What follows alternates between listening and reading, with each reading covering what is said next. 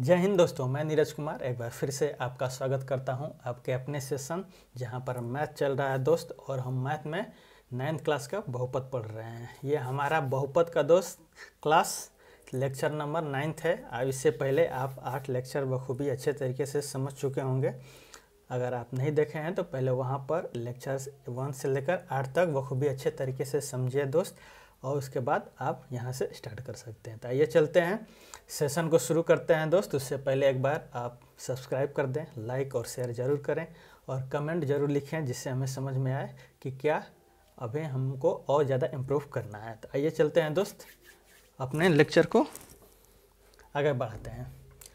हम इस सेशन में दोस्त प्रश्नावली 2.4 जो एक्सरसाइज है बिहार बोर्ड एनसीईआरटी दोनों को लेकर चल रहे हैं दोस्त, वो हम सॉल्व करने वाले हैं। तो आइए चलते हैं दोस्त।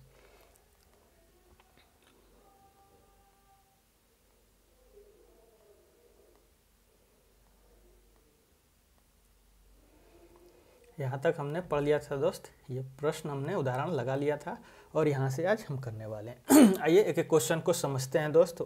आशा करता हूँ कि आप पहले ये एक्सरसाइज लगा चुके होंगे। आप एक बार यहाँ से आपका रिवीजन भी हो जाएगा और जो पढ़ने ही आपको समझ में आ रहा है वो बखूबी अच्छे तरीके से भी समझ में आएगा। आइए चलते हैं, एक एक क्वेश्चन को देखते हैं और समझते हैं दोस्त। आप देख सकते हैं दोस्त, यहाँ पे पहला प्रश्न क्या कह रहा है कि बताइए कि निम्नलिखित बहुपदों में से किस बहुपद का गुणनखंड x+1 है। ये पूछ रहा है कि जो नीचे गुणनखंड दिए गए हैं, बहुपद दिए गए हैं, तो उसमें x+1 किस किस का आपका गुणनखंड है, ये आपको बताना है। तो ये आप बता पाएंगे बखूबी। गुणनखंड प्रमेय जो हमने आपको दोस्त पढ़ाया था, अच्छे तरीके से वहाँ पर समझाया था, बस उसका ही प्रयोग करना है। तो आप कैसे करेंगे आइए देखते हैं। आइए दोस्त देखते हैं स्लाइड में। यहाँ पर पहले हम अपना प्रश्न लिख लेते हैं। आइए, प्रश्न क्या है देखिएगा।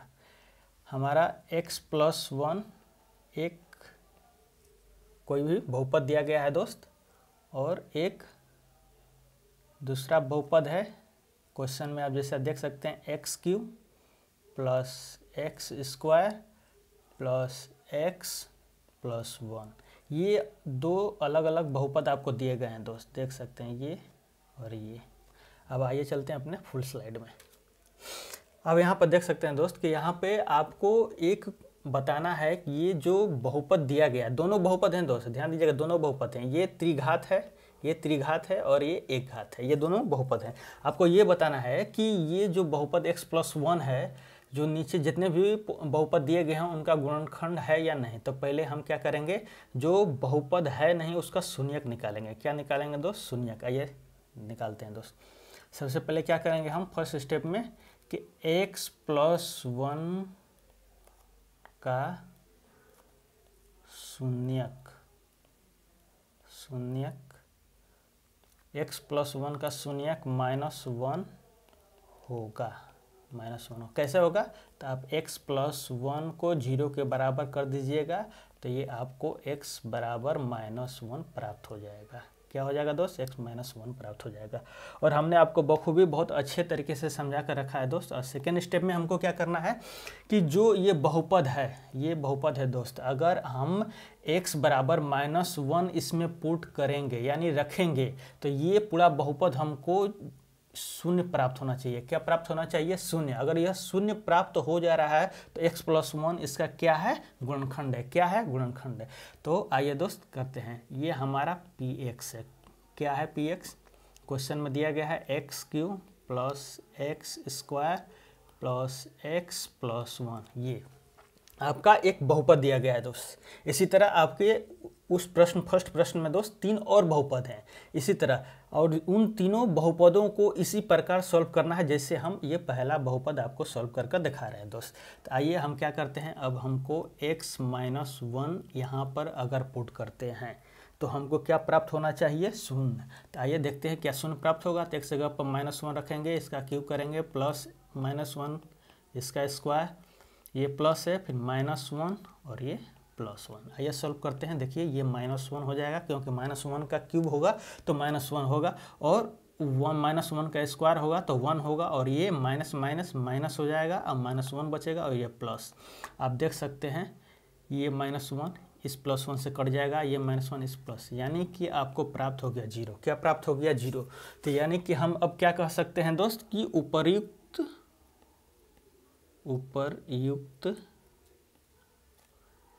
विधि, और वो विधि क्या है दोस्त? उपर्युक्त विधि जो हमने अप्लाई किया वो गुणनखंड प्रमेय है। क्या है? गुणनखंड प्रमेय। उपर्युक्त विधि के अनुसार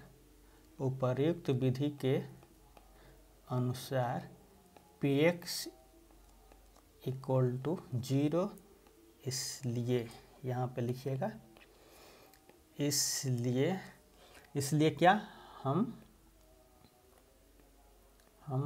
कह सकते हैं कि x+1 एक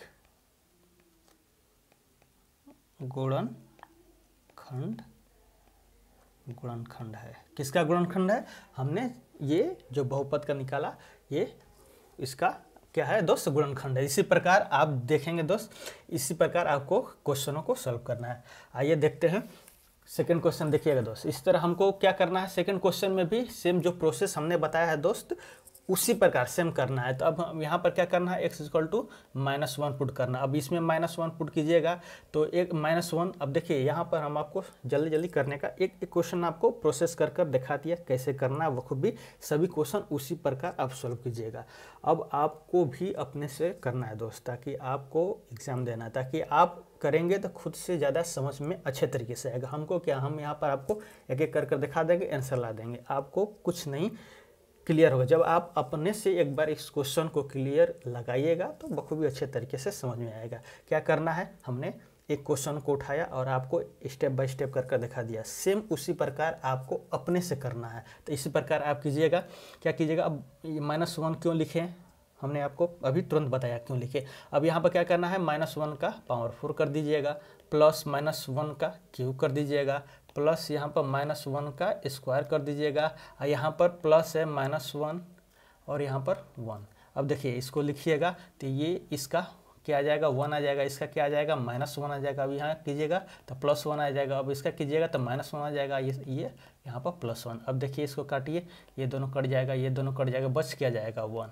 अंत में क्या बच जाएगा दोस्त, आपका 1 बच जाएगा। क्या यह 0 के बराबर है? क्या यह 0 के बराबर है? नहीं। जब 0 के बराबर नहीं आया तो लिखिएगा, इसलिए हम कह सकते हैं कि x - 1 जो बहुपद दिया गया, क्या बहुपद है, x के पावर 4, ये जो बहुपद है इस बहुपद का गुणनखंड नहीं है। क्या गुणनखंड नहीं है। इसी तरह आप करेंगे दोस्त, इसमें भी पुट करेंगे x बराबर -1, और इसी तरह इसमें भी x बराबर -1 पुट करेंगे। अगर 0 आ रहा है तो लिखेंगे कि हाँ ये क्या है, एक गुणनखंड है। अगर नहीं है तो नहीं, 0 के बराबर आएगा तो वो गुणनखंड नहीं है। इसी तरह आप 3 क्वेश्चन अपने कॉपी पर बखूबी अच्छे से स्टेप बाय स्टेप जैसे हमने आपको लिखवाया उस तरह आप लिखिएगा और कीजिएगा। आइए चलते हैं अपने सेकंड क्वेश्चन की तरफ। देखिए सेकंड क्वेश्चन क्या कहता है दोस्त, गुणनखंड प्रमेय लागू करके बताइए कि निम्नलिखित स्थितियों में प्रत्येक स्थिति में gx px का एक गुणनखंड है या नहीं, हमको यह चेक करना है। तो आइए चलते हैं, एक क्वेश्चन करते हैं, बखूबी स्टेप बाय स्टेप करेंगे और बाकी सब क्वेश्चन आपको उसी स्टेप बाय स्टेप के थ्रू करना है दोस्त। आइए चलते हैं और करते हैं। इसे हम इरेज करते हैं दोस्त, 1 सेकंड रुकिएगा।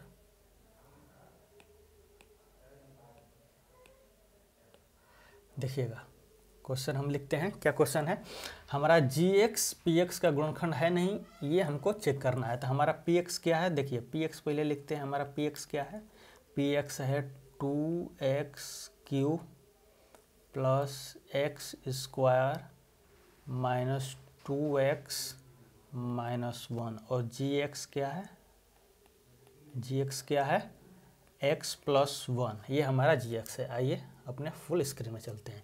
अब देखिए दोस्त, ये हमको क्या करना है, इसके ये बताना है कि जो gx है, ये हमको बताना है कि जो gx है दोस्त, इसका गुणनखंड है या नहीं। तो अब हम पहले क्या करेंगे, हमारा पहला स्टेप क्या रहेगा कि gx का शून्यक निकालना। क्या रहेगा, gx का शून्यक। शून्यक, gx का शून्यक, शून्यक क्या होगा -1 होगा, gx का शून्यक क्या होगा दोस्त -1 होगा। कैसे होगा आप देख सकते हैं, gx बराबर 0 कर देंगे। आप जब gx बराबर 0 करेंगे तो x + 1 बराबर 0 और यहाँ से निकल कर आ जाएगा x बराबर -1। क्या निकल कर आया दोस्त, x बराबर -1। तो अभी हमने gx का क्या किया, शून्यक निकाला। अब देखिए सेकेंड स्टेप में हमें क्या करना है। सेकेंड स्टेप देखिएगा दोस्त, अब हमें ये करना है दोस्त कि जो x gx का जो शून्यक आया है, जो उसका वैल्यू -1 आया है, अगर वो हम इस बहुपद में जो px है उसमें अगर हमारा गुणनखंड प्रमेय क्या कहता है कि कोई भी बहुपद है दोस्त, कोई भी बहुपद है उसमें अगर हम x के जगह पर कोई एक शून्यक, एक a जो मान है, जो वास्तविक संख्या है, हमने पढ़ा था a जो है जो वास्तविक संख्या, अगर उसमें पुट करते हैं और उसका मान जब 0 आ जाएगा तो वो उसका गुणनखंड हो जाएगा। क्या हो जाएगा दोस्त, गुणनखंड हो जाएगा। तो आइए देखते हैं दोस्त, अब देखते हैं यहाँ पर px। अब हम सेकेंड स्टेप में क्या करेंगे, उसमें x की जगह पर -1 पुट करेंगे। यदि लिखेंगे यहाँ पर क्या लिखेंगे, यदि p-1 बराबर 0 हो जाए तो गुणनखंड प्रमेय के अनुसार gx px का गुणनखंड हो जाएगा।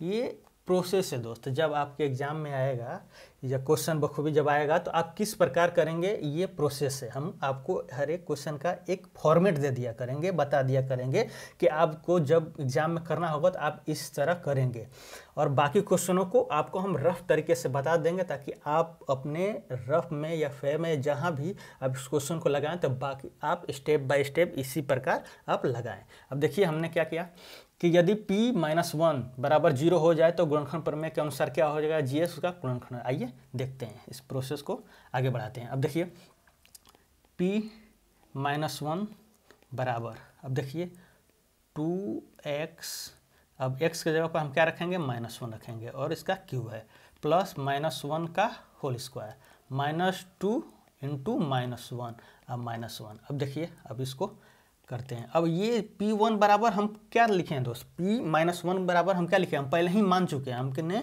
पहले ही मान चुका है दोस्त, हम मान चुके हैं ये दोस्त कि p-1 जो रहेगा वो क्या हो जाएगा, 0 होना चाहिए। अगर 0 होगा तभी उसका क्या होगा, गुणनखंड होगा। तो अब आइए करते हैं इसको करेंगे तो ये -2 आ जाएगा। क्यों, क्योंकि -1 का क्यूब कीजिएगा तो -1 होगा, और 2 के साथ मल्टीप्लिकेशन कीजिएगा तो -2 आएगा, और -1 का स्क्वायर कीजिएगा तो +1 आ जाएगा, और ये -2 हो जाएगा, और माइनस करके क्या हो जाएगा, +2 हो जाएगा, और ये -1। अब देखिएगा यहाँ पे हमने इसको पहले ही 0 कर रखा है क्योंकि हम कंसेप्ट जानते हैं, इस वजह से 0 कर रखे हैं। अब देखिए यहाँ पर ये इससे कट जाएगा और ये इससे कट जाएगा, अंततः हमको 0 प्राप्त हो गया। यानी कि हमारा p-1 जो हमने जो पढ़ा था गुणनखंड प्रमेय में दोस्त कि कोई भी p जो वास्तविक संख्या उसको रखने पर 0 प्राप्त हो जाना चाहिए, तो हमारा 0 उसको हम मान लिए हैं। क्यों, क्योंकि हम एज्यूम करके चल रहे हैं कि वो उसका मान 0 आएगा तभी उसको गुणनखंड होगा। तो अब देखिए ये 0 दोनों बराबर आ गया। तो अब क्या करेंगे, इसलिए हम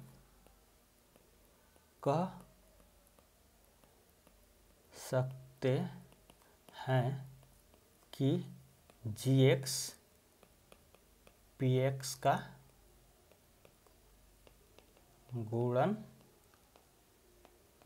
गुणनखंड है। ये आपका स्टेप बाय स्टेप प्रोसेस रहा दोस्तों। अगर आपके एग्जाम में ऐसे प्रश्न आते हैं तो आप बखूबी आप इस प्रकार कर सकते हैं। आपको हर एक क्वेश्चन इस प्रकार नहीं करना है दोस्त। आपको क्या करना है कि जब भी आप नोट्स बनाएंगे करेंगे तो इस तरह के जो एक तरह के क्वेश्चन है, किसी एक क्वेश्चन का आप फॉर्मेट इस प्रकार लिख लेंगे। क्या करेंगे, किसी एक क्वेश्चन का आप इस प्रकार फॉर्मेट लिख लीजिएगा। जब आप इस प्रकार फॉर्मेट लिख लेंगे दोस्त, तो बाकी जितने भी क्वेश्चन हैं उनको रफ तरीके से फास्ट करने का कोशिश कीजिएगा। अब ये एक प्रकार का क्वेश्चन है, आप देख सकते हैं गुणनखंड निकालना। अब इस तरह आप फिर लिख लीजिएगा कि हाँ हमको एग्जाम आएगा तो हमको बखूबी ऐसे ही करना है। जब ऐसे ही करना है और ये आपके क्वेश्चन आपके ये कॉपी में नोट हो जाएगा। और बाकी सब जो क्वेश्चन है दोस्त आप जल्द से जल्द उसको करने का कोशिश कीजिएगा। अब देखिए यहाँ पर हमने एक फॉर्मेट आपको बता दिया कैसे करना है। अब दूसरा क्वेश्चन लगाना है तो आप उस बार बार उसी फॉर्मेट को बार बार नहीं कीजिएगा, उसको बस एक बार नज़र में ध्यान में रखते रहिएगा।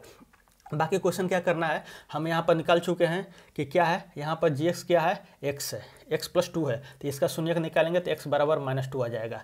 और उसके बाद क्या करना है, अब इसमें x की जगह पर -2 पुट करना है, x की जगह पर -2 पुट करना है। तो -2 का क्यूब कीजिएगा, +3 है और x के पर -2 पुट करके स्क्वायर हो जाएगा, +3 -2 और यहाँ पर +1। अब जल्दी से जल्दी इसे सॉल्व कीजिएगा। अब यहाँ पर कीजिएगा -8 हो जाएगा, यहाँ पर कीजिएगा आपका 12 हो जाएगा, यहाँ पर कीजिएगा आप इसको, यहाँ पर देखिए अब इसको कीजिएगा -6 हो जाएगा। क्यों होगा आप समझ रहे हैं दोस्त, क्यों? क्योंकि ये सिंपल जोड़ घटा और स्क्वायर है। अब बखूबी अच्छे तरीके से पिछले कक्षाओं में आप प्रैक्टिस किए होंगे।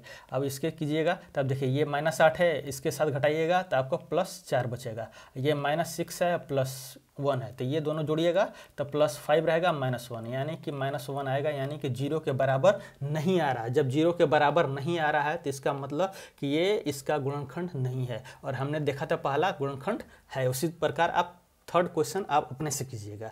इसी प्रकार पहले क्या करना दोस्त, प्रत्येक प्रश्नावली जो बना रहे हैं उसका एक क्वेश्चन सभी क्वेश्चनों का नहीं, एक क्वेश्चन का फॉर्मेट अच्छे तरीके से लिख लीजिए, जैसे हमने आपको इस प्रकार लिखाया है। देखिए हमने एक क्वेश्चन को आपको इस प्रकार फॉर्मेट लिखाया है, इससे पहले भी एक क्वेश्चन का फॉर्मेट लिखाया है। अब बाकी क्वेश्चन क्या कीजिएगा, बाकी क्वेश्चन आप अपने रफ तरीके से रफ में जल्दी जल्दी करने का, माइंड को जल्दी जल्दी एक स्टेप आगे सोचिएगा, जल्दी जल्दी करने का कोशिश कीजिएगा।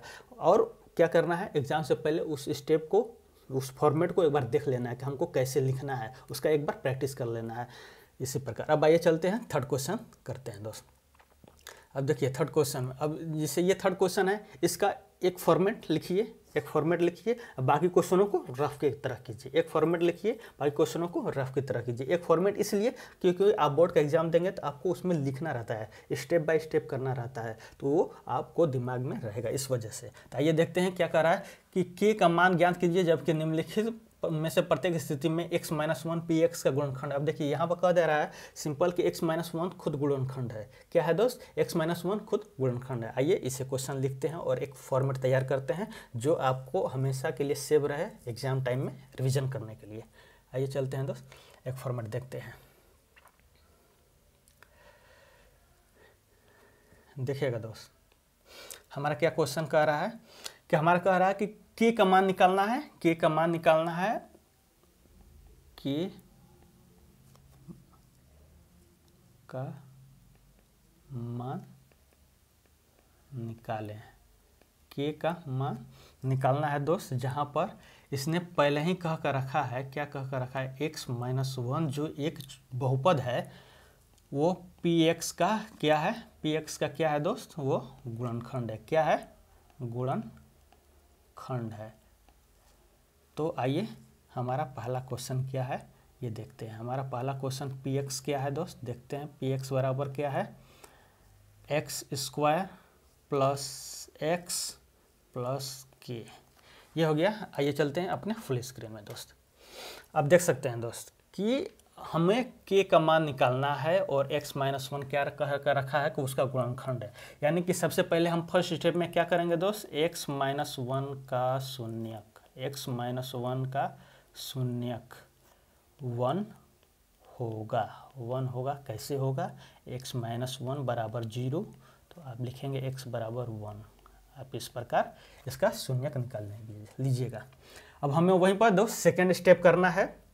हमने ये पहले ही कर रखा है दोस्त कि x-1 क्या है, गुणनखंड है। गुणनखंड है का मतलब अगर x बराबर 1 पुट करेंगे दोस्त तो px क्या हो जाएगा, 0 हो जाएगा। यानी कि हमारा px जो दिया है दोस्त x² + x + k, अगर हम वही p के जगह x के जगह पर 1 पुट करते हैं तो ये जो हमारा बन रहा है दोस्त +x + k, ये हमारा जो दोस्त है P1, ये हम पहले ही कह रखा है वो गुणनखंड है। जब पहले ही कह रखा है दोस्त को गुणनखंड है तो इसको हम 0 मान लेंगे। क्या मान लेंगे दोस्त? 0 ले लेंगे। क्यों ले लेंगे? क्योंकि उसने पहले ही डिक्लेयर कर दिया, क्लियर कर दिया दोस्त कि वो क्या है, एक 0 है। क्या है? उसका गुणनखंड है, तो 0 हो जाएगा। अब आइए निकालते हैं यहाँ से x स्क्वायर। अब यहाँ पर x स्क्वायर, x जगह पर क्या पुट करेंगे? 1 पुट कर, क्या पुट करेंगे? 1। आइए 1 पुट करते हैं, +1 और ये k हो जाएगा। अब यहाँ पर नेक्स्ट स्टेप में चलते हैं दोस्त। देखिएगा ये 0 है, ये आपका 2 हो जाएगा और ये k। अब आइए नेक्स्ट स्टेप में चलते हैं दोस्त। अब ये यहाँ पर k है, ये यहाँ पर क्या है? पॉजिटिव में है। अब बराबर के इस साइड में हमने शुरुआत सेशन में ही बताया था दोस्त कि बराबर के साइड में जाएगा तो माइनस हो जाएगा। क्या हो जाएगा? -2 बराबर k। यानी कि दोस्त हमारा अगर हम k बराबर -2 पुट करते हैं, k बराबर क्या पुट करेंगे दोस्त? इस बहुपद में k बराबर क्या पुट करेंगे? -2 पुट करेंगे तो ये हमारा x-1 क्या हो जाएगा? px का क्या हो जाएगा? px का गुणनखंड हो जाएगा। क्या हो जाएगा दोस्त? px का गुणनखंड हो जाएगा। तो इसलिए लिखेंगे दोस्त, इसलिए उपर्युक्त क्रियाविधि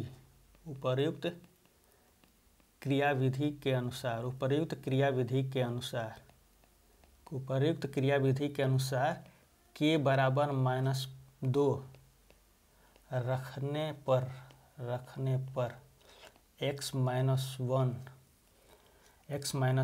x square plus x plus k का गुणनखंड हो जाएगा। ये आपका दोस्त ये पूरा स्टेप बाय स्टेप रहा कि आपको एग्जाम में आएगा तो आप किस प्रकार स्टेप बाय स्टेप करना है, आपको कुछ इस प्रकार स्टेप बाय स्टेप करना है। अब बाकी क्वेश्चन ये आप लिख लेंगे। अब बाकी क्वेश्चन क्या करेंगे? अब उसको रफ तरीके से जल्दी करने का क्या करेंगे? कोशिश करेंगे। आइए देखते हैं, थर्ड क्वेश्चन देखते हैं दोस्त क्या कह रहा है। थर्ड क्वेश्चन में देखिएगा, अब हमको क्या करना है? हमने पहले निकाल चुके हैं, x बराबर 1 पुट करना है और उसको 0 के बराबर करना है। क्यों? क्योंकि उसने कह रखा क्या है? गुणनखंड है। तो आइए देखते हैं, 0 बराबर पहले ही लिख देंगे क्योंकि हमको मालूम है वो गुणनखंड है। तो k है और x की जगह पर 1 कीजिएगा तो 1 का स्क्वायर माइनस रूट है 2 और x की जगह पर 1 हो जाएगा +1। अब देखिए यहाँ पर k है, अब 1 का 1 स्क्वायर हो जाएगा तो 1 होगा, k के साथ गुणा होगा तो k प्राप्त होगा और यहाँ पर -2 हो जाएगा। क्यों? -2 का 1 से गुणा कीजिएगा तो -2 हो जाएगा और ये +1 आ जाएगा। अब देखिए, अब इस साइड में क्या है? 0 है, तब ये माइनस इधर जाएगा, √2 प्लस में हो जाएगा, ये इधर प्लस में इधर जाएगा माइनस में हो जाएगा। यानी कि आप k बराबर √2 - 1 पुट करेंगे तो यहाँ पर जो k है वो उसके स्थान पर √2 - 1 रखेंगे तो ये पूरा बहुपद x-1 इस बहुपद का क्या हो जाएगा? गुणनखंड हो जाएगा। क्या हो जाएगा? गुणनखंड हो जाएगा। उसी प्रकार आप फर्स्ट और सेकंड और फोर्थ आप अपने से कीजिएगा रफ पर।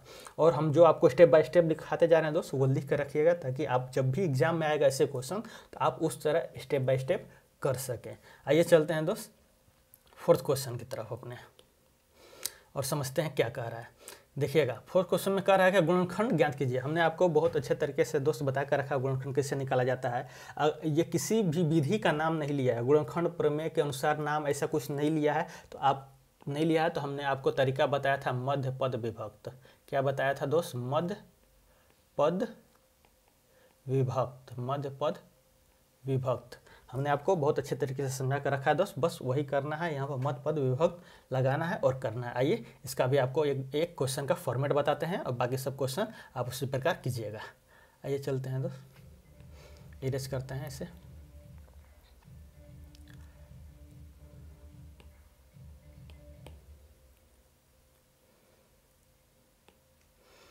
देखिएगा दोस्त, क्वेश्चन क्या है? क्वेश्चन है कि 12x स्क्वायर -7x + 1 ये क्वेश्चन है दोस्त। अब इसे हम मध्य पद विभक्त लागू करेंगे। क्यों लागू करेंगे? क्योंकि वो हमारे लिए आसानी हो जाता है गुणनखंड निकालने के लिए। तो आइए इसे हम करते हैं दोस्त। पहला स्टेप में क्या करना है दोस्त? हमको पहले हमने क्या बताया था? AC देखना है। AC क्या है? AC क्या है? तो यहाँ पर 12 है। क्या है? ये ये C है और ये A है, तो इनका गुणा करेंगे आपस में। गुणा करने पर हमको क्या प्राप्त हो रहा है दोस्त, 12 यानी 12 प्राप्त हो रहा है। और हमको मध्य पद जो होता है दोस्त, यहाँ पर जो मध्य पद है ये है मध्य पद। अब इसको इस प्रकार विभक्त करना होता है कि इनको जोड़ें या घटाएं तो -7x प्राप्त हो, और गुणा करने पर +12 प्राप्त हो। क्या प्राप्त हो दोस्त, +12 प्राप्त हो। तो आइए चलते हैं दोस्त, अपने एक स्टेप में आगे बढ़ते हैं। अब हमें देखिए दोस्त, यहाँ पर 12 को -7 आना चाहिए दोस्त, एक एक कर लेकर चलते हैं दोस्त। अब हम यहाँ पर -1 और -6 रखते हैं दोस्त, तो क्या इनको जोड़ने पर -7 आएगा, बिल्कुल आएगा। लेकिन क्या इनका गुणा करेंगे तो 12 आएगा, नहीं आएगा, तो ये हम नहीं लेंगे। अब आइए एक स्टेप और आगे चलते हैं। उसी तरह हम -2 और -5 रखते हैं, तो जोड़ने पर -7 आएगा, लेकिन गुणा करने पर नहीं आएगा। उसी तरह एक स्टेप और आगे बढ़ते हैं। अगर हम -3 और -4 रखते हैं तो इनको गुणा करने पर -7 तो आ जाएगा, लेकिन जोड़ने पर, लेकिन गुणा करने पर क्या +12 आ जा रहा है। यानी कि हमारा ये प्रोसेस लेना है, यानी कि हमारा जो -7 है वो -3 और -4 दो भाग में विभक्त होगा। तो आइए इसको विभक्त करते हैं दोस्त। हम लिखेंगे 12x² और -7x को -4x और -3x + 1 ये लिखेंगे। और लिखेंगे, क्या लिखेंगे दोस्त, उपर्युक्त क्रिया में मध्य पद विभक्त लागू किया गया है। क्या लागू किया गया है दोस्त, मध्य पद विभक्त लागू किया गया। तो अब आइए चलते हैं नेक्स्ट स्टेप में। अब क्या करेंगे, हम यहाँ से कॉमन निकालेंगे। देखिए कॉमन क्या हो जाएगा, 4 हो जाएगा और x हो जाएगा। यहाँ से 4x कॉमन लेंगे तो यहाँ पर क्या बचेगा, 3x बचेगा। कैसे बचेगा, क्योंकि 4x और 3x दोनों गुणा करेंगे आपस में तो 12x² आएगा, और यहाँ पर -1 आ जाएगा। कोई दिक्कत नहीं। अब यहाँ पर -1 कॉमन लीजिएगा, क्योंकि इसके अलावा हमको कोई और कॉमन लेने को नज़र नहीं आ रहा है। तो यहाँ पर क्या हो जाएगा, 3x - 1 क्यों हो जाएगा, क्योंकि -1 और 3x गुणा कीजिएगा तो -3x प्राप्त होगा, और वही -1 और -1 गुणा कीजिएगा तो +1 प्राप्त होगा। ये हमने कॉमन लेना इस प्रकार सिखाया है आपको दोस्त बखूबी अच्छे तरीके से। अब यहाँ पर देखिए, अब यहाँ से कॉमन क्या आपको नज़र आ रहा है, यहाँ से आप कॉमन क्या नज़र ले सकते हैं, तो 3x - 1 कॉमन ले लेंगे। बचेगा क्या, यहाँ पर 4x बचेगा और -1। ये आपका गुणनखंड हो गया। क्या हो गया दोस्त, ये आपका 2 गुणनखंड हो गया। 2 गुणनखंड ही क्यों निकले, क्योंकि हमने आपको बता कर रखा है दोस्त, कोई भी बहुपद है उसका डिग्री ऑफ पॉलिनोमियल जो होता है, डिग्री ऑफ पॉलिनोमियल जो होगा उतने उसके गुणनखंड होंगे और उतने उसके शून्यक होंगे। तो यहाँ पर डिग्री ऑफ पॉलिनोमियल क्या है, 2 है। क्या है, 2 है। तो इसके 2 गुणनखंड होंगे और 2 इसके 0 जाएंगे। तो आपने गुणनखंड हमको निकालना है, तो हमने इसको बखूबी ये गुणनखंड आपको निकाल दिया। तो आप इसी तरह दोस्त करेंगे, आप इसी तरह ये रफ वर्क था दोस्त आपको समझाने के लिए। आप इस प्रकार करेंगे, ये स्टेप बाय स्टेप इस प्रकार करेंगे। और बाकी क्वेश्चन को कैसे करना है दोस्त, हमने आपको पहले ही कह कर रखा है कि सिंपल तरीके से उसको रफ के रूप में लेना है, क्योंकि हर एक क्वेश्चन को ऐसे डील करते हुए नहीं चलना है।